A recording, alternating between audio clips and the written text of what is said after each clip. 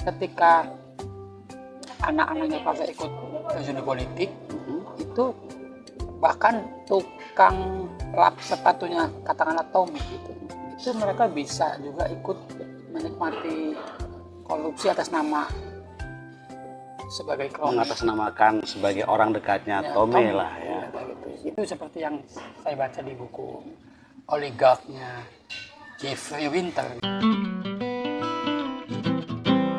Berapa tahun kita nggak ketemu ya? Mungkin ada 5 tahun ya. Hampir 5 tahun ya. Hanya berkomunikasi lewat media sosial, lewat WhatsApp ya. Dan ini alhamdulillah saya bertemu dengan sahabat lama saya, salah seorang yang menjadi motivator saya di dunia jurnalistik dan dunia menulis.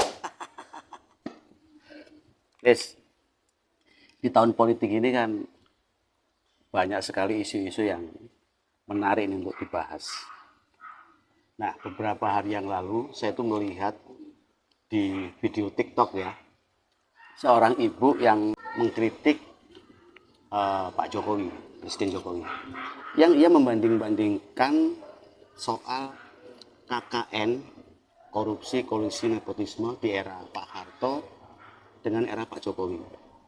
Yang menurutnya di era Pak Jokowi ini praktek KKN gila-gilaan, lebih parah dibanding di zaman Pak Harto. Ini bagaimana nih menurut pendapat lu sebagai sastrawan? KKN di era Jokowi lebih ganas daripada KKN di era Soeharto. Kenapa?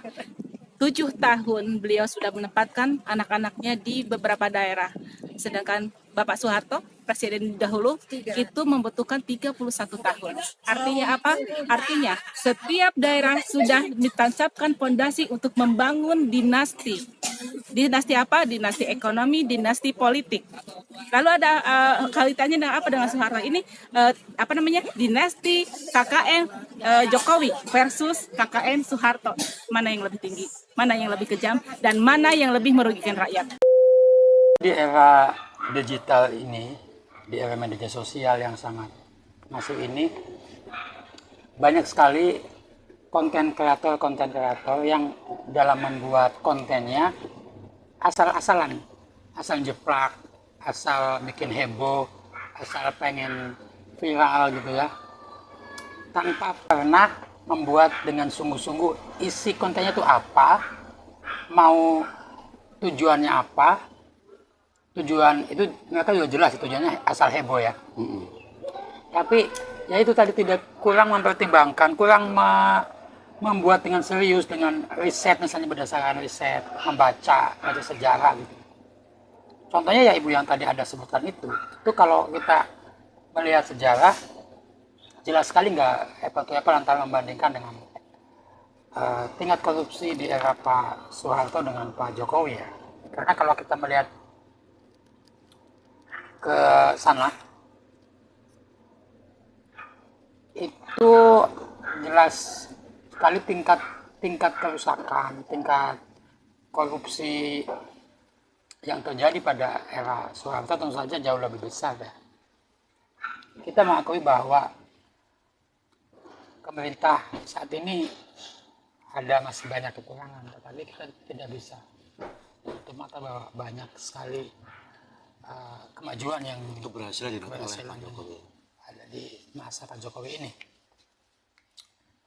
Saya kira begitu ya Pak. Jadi memang saya kira mungkin si pembuat ibu konten itu tujuannya hanya jeplak aja, bikin heboh gitu, pengen viral. Dan kalau ada tadi bilang kritis, saya tuh nggak kritis, saya bilang itu nggak kritis karena ngawur gitu. Terus kan dia akan ngomong berdasarkan data kan.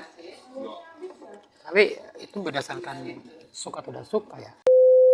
Ada lagi ia menyebutkan bahwa Pak Jokowi, keluarga Pak Jokowi ini sedang membangun dinasti yang diantaranya adalah menanam atau memasang anak-anaknya untuk menjadi kepala daerah, menduduki jabatan politik di beberapa daerah. Contoh Mas Gibran di Solo sebagai wali kota, menantunya si Mas Bobi Nasution di Medan. Terus yang terbaru ini Mas Kaisang juga diisukan ya, rumornya akan maju di Pilkada Depok sebagai calon wali kota Depok. Ini menurut pandangan seorang Aris Kurniawan seperti apa? Politik dinasti ya, ini konteksnya politik dinasti. Kira kalau kita melihat secara objektif dan membandingkan pula ya dengan era Soeharto maupun era sesudah Soeharto ya, atau Pak SBY gitu. Itu sebenarnya apa yang dilakukan oleh Pak Jokowi ya tidak separah yang dilakukan oleh era sebelumnya. Karena kalau membandingkannya di sana Pak Soeharto waktu itu anak-anaknya untuk terjun di politik itu tidak secepat era Jokowi. Karena kan jelas waktu Pak Soeharto naik ke kepemimpinan Orde Baru itu Anaknya masih kecil-kecil ya? kecil-kecil yang tidak memungkinkan untuk memegang jabatan politik. Sementara saat Pak Jokowi itu anak-anaknya memang udah dewasa, dan sebelum itu juga kan mereka sudah terjun di dunia bisnis terlebih dulu ya, entrepreneur, jualan martabak, hal-hal macam itu yang sama sekali tidak menggantungkan tidak menggunakan fasilitas Orang tuanya. Ketika pecah G30 PKI, terus berapa tahun kemudian, 1 tahun kemudian, Pak Harto ini menjadi pejabat presiden yang kemudian dilantik sebagai presiden. Ini Mas Tommy itu juga masih kecil kan? Malah waktu itu sempat, kalau kita lihat sejarah, ketika malam gerakan 30 September itu Pak Harto berada di Rumah Sakit Gatot Subroto, yang saat itu anaknya Mas Tommy ya, Hutomo Mandraputra itu tersiram air panas dan dirawat di Rumah Sakit Gatot Subroto. Jadi tidak memungkinkan memang kalau di era awal Pak Harto itu anak-anaknya terjun di politik ya. Tetapi ketika mereka dewasa, akhirnya juga mereka memonopoli hampir semua proyek-proyek APBN nih, ya kan? Setelah itu juga malah ada juga satu proyek, kalau kita bisa bilang judi ya, SDSB, ini juga dikuasai oleh keluarga Cendana. Seperti Pertamina itu kan Jalan tol dan distribusinya sebagainya oleh keluarga Cendana ya. Dan yang lebih mengerikan adalah ini loh Mas. Jadi eranya setelah anak-anak Pak Soeharto ikut di dunia politik, itu terjadi korupsi luar biasa, besar sekali, luar biasa menggurita. Karena ketika eranya Pak Harto, dia melakukan korupsi masih di perusahaan-perusahaan besar, dan yang melakukan korupsi itu cuma di kaki tangan Soeharto yang betul-betul dipercaya ya.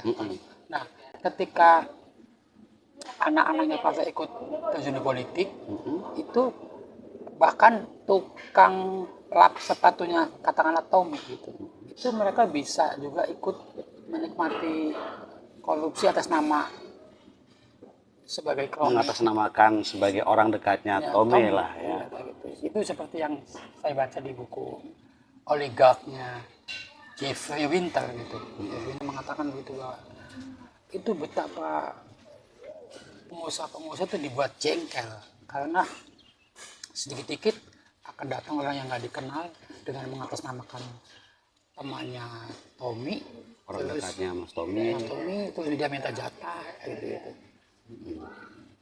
Dan itu juga sepertinya tidak terjadi di era Pak Jokowi ini ya. Anak-anaknya Pak Jokowi mereka memang murni berbisnis dan tidak bisnis yang berkaitan dengan APBN kalau kita lihat ya. Ya sejauh ini kan bisnis martabak berapa sih Mas? Nilainya berapa sih tuh martabak sama Pisang-pisang, mangkokku,